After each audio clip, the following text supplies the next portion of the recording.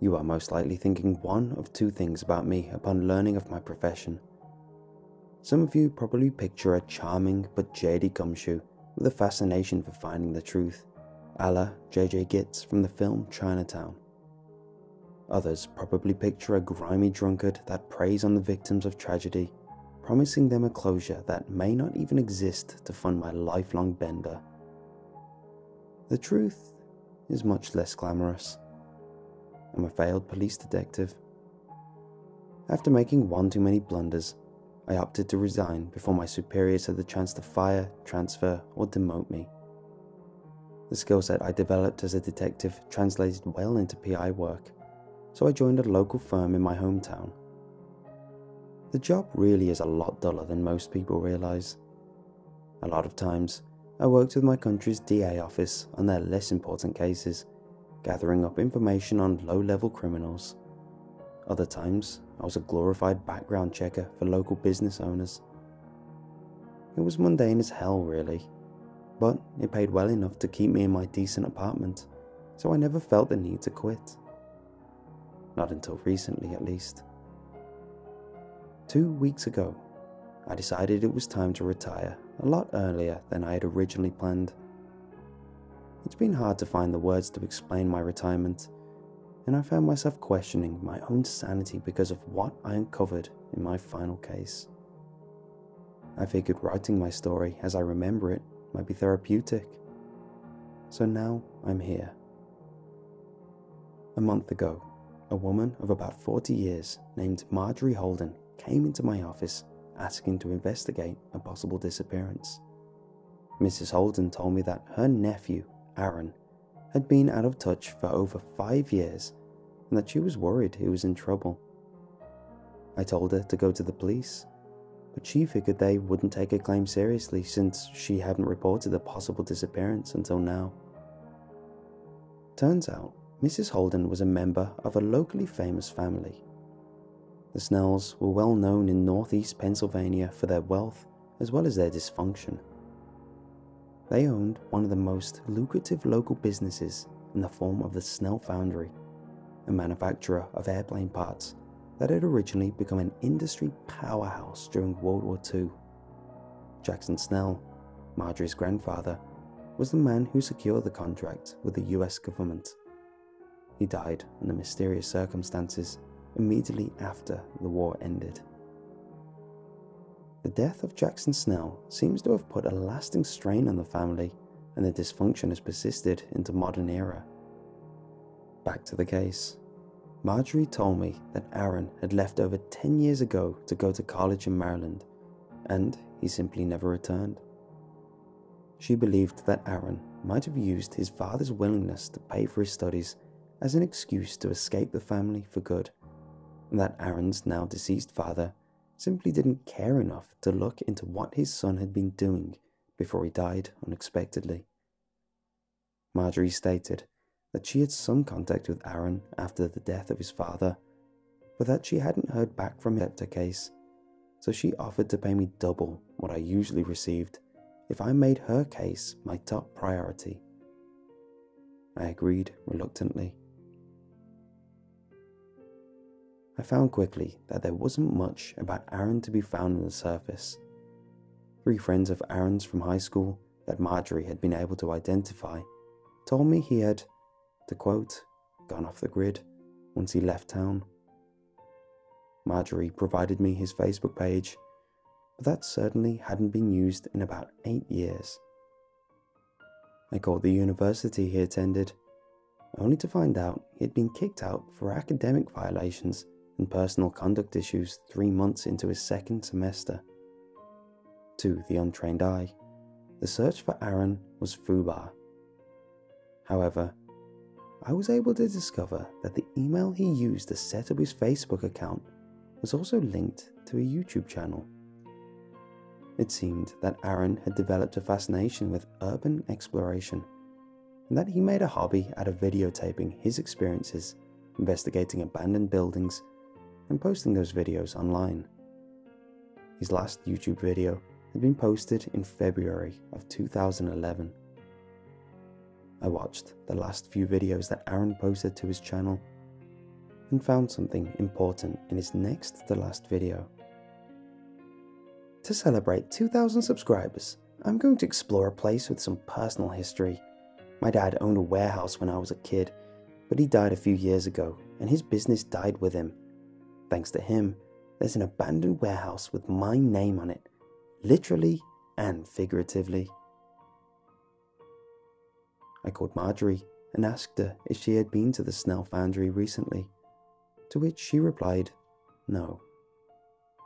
The building itself had been condemned after her brother's death, and had been left the building to rot where it stood in the wooded area a few miles outside of Scranton. She gave me a key to the warehouse to go investigate for any signs of Aaron. Upon entry, I found a video camera lying on the floor of the warehouse, which I took with me. I also noticed a message sprawled in spray paint on the window of the foreman's office. They are watching. Creepy, I called out for Aaron after walking through the warehouse a second time, then decided to leave to examine the contents of the video camera. There were a few video recordings still on the SD card, most of which were uneventful. However, they were all videos of Aaron. He had, in fact, been there at some point. The final 7 recordings on the SD card were that of his return trip to his hometown. In the first recording, he said that since he didn't have it. The next recording saw him outside of the Snell Foundry building just before nightfall. He remarked he was worried because he was cold and getting colder, and he had no desire to walk through the woods to get back to civilization this late into the night. He debated leaving and returning the next morning, but instead he pulled out a flashlight and a crowbar from his backpack and made his way inside the warehouse through one of the bay doors to make his way inside. The next 3 recordings were entirely uneventful. He told some anecdotes from his childhood and was very obviously disappointed to find little of interest inside the building.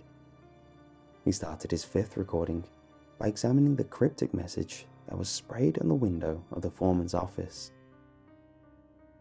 He was silent while examining the message, almost like he was unfazed by it. His breathing picked up a little, and he made a comment that it wasn't the creepiest thing he's ever seen in an abandoned building. I expected him to elaborate further, but instead the video just abruptly ended. It was a little perplexing, but I figured there wasn't much to it. Maybe the camera's battery died, or maybe he bumped the button. That's why the beginning of the 6th video shocked me a little. It was a video of Aaron breathing heavily inside what seemed like a shoddy bathroom. He put his flashlight down on the sink facing towards him, and then turned the camera towards himself. He was surprisingly visibly distraught, and he spoke in a frightened whisper. I saw something, like a mannequin or something. It wasn't there when I first got into the office. I know that for a fact.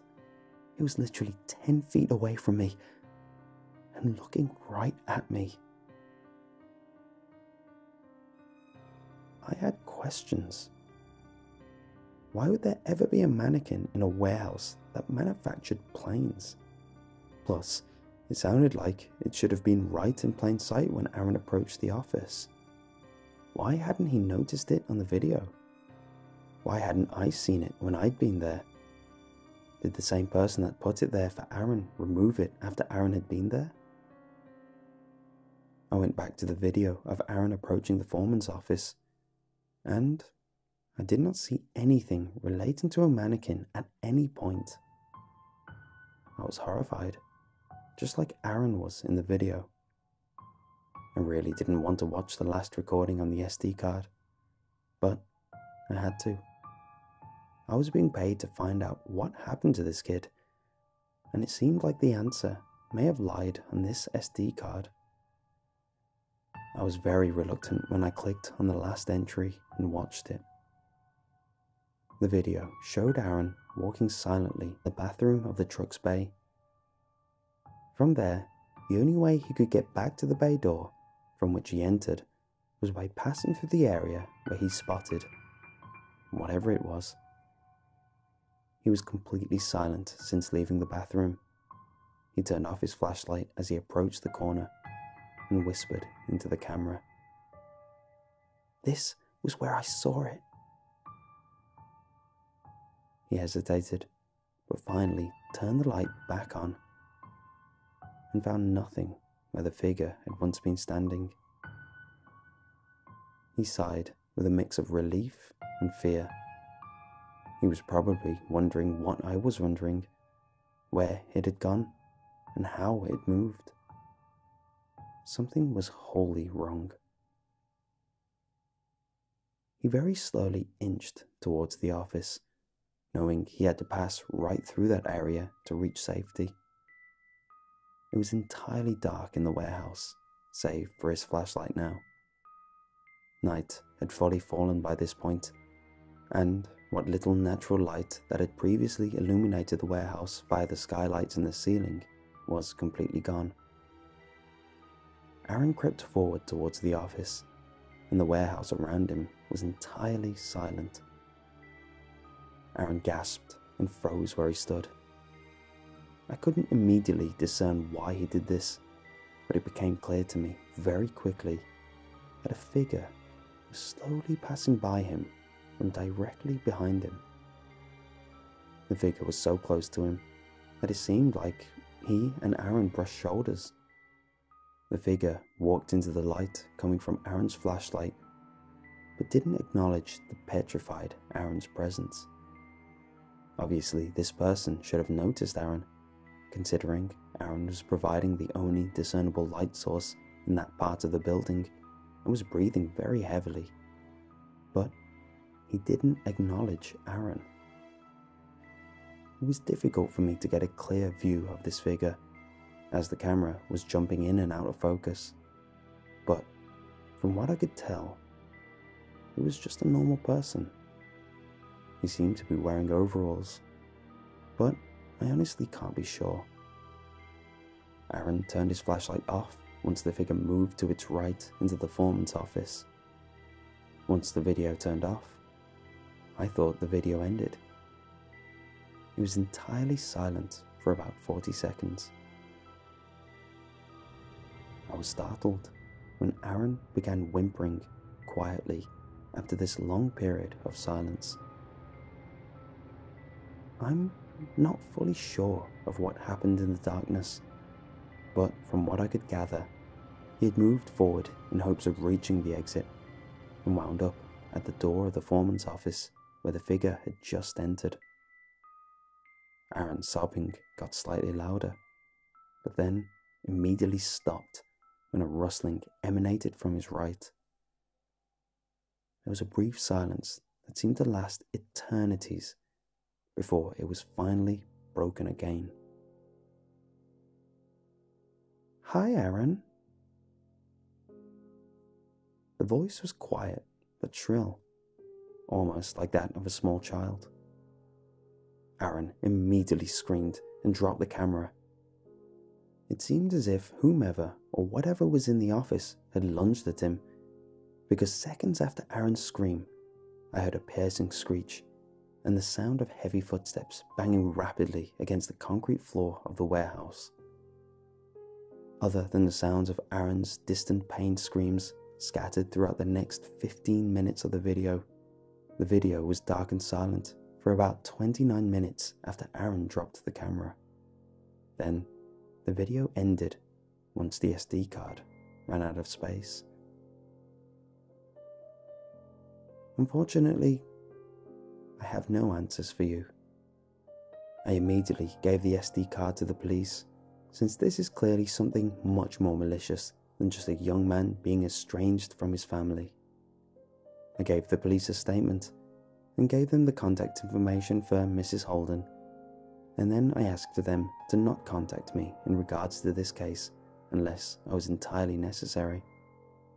Thankfully, I haven't heard from them since. I am obviously shaken to the core by all of this. I rarely sleep anymore. Like I said earlier, I am now retired, but I obviously have no source of income. I can't collect severance checks since I quit my job, but I also find it increasingly difficult to go out into the world to look for a new job. I am hoping that writing this post will alleviate my mind of the suffering I've experienced since finding what happened to Aaron Shell. If not, I'm honestly not sure I can last much longer. In the days since watching the video, I've had my gun constantly on my person, in case whatever it was that came for Aaron came for me next. My constant fear has persisted, and I've reached a point where I've decided that if tonight proves to be either a sleepless night or another night plagued by nightmares of the thing from the video, I will turn the pistol on myself to spare myself from a fate worse than death that seems to be awaiting us all.